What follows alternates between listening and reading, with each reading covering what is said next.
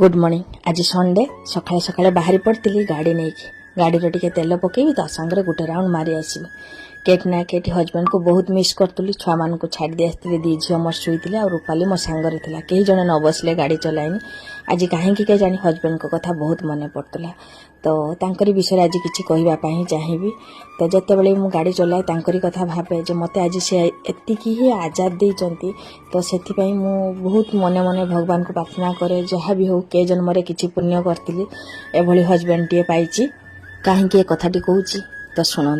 जिते बड़े love marriage time जिते आमर मैरेज है से बहुत झमेला होता से समय भी मो हजबैंड प्रथम ही कहते मीनू तू चली जा तो माने घर को तू पलि जा जहाँ भी हेले आमे सबुदिन फ्रेंडशिप रहिबो आम सबुदिन।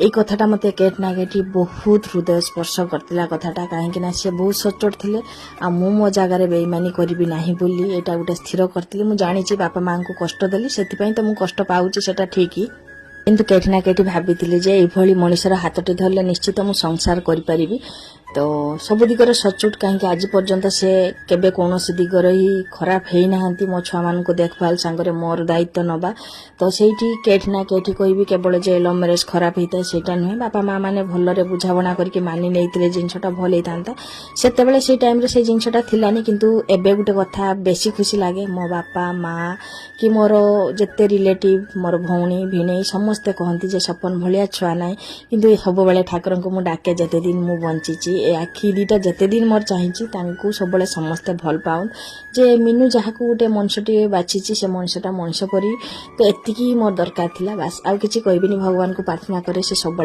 भल थाउं।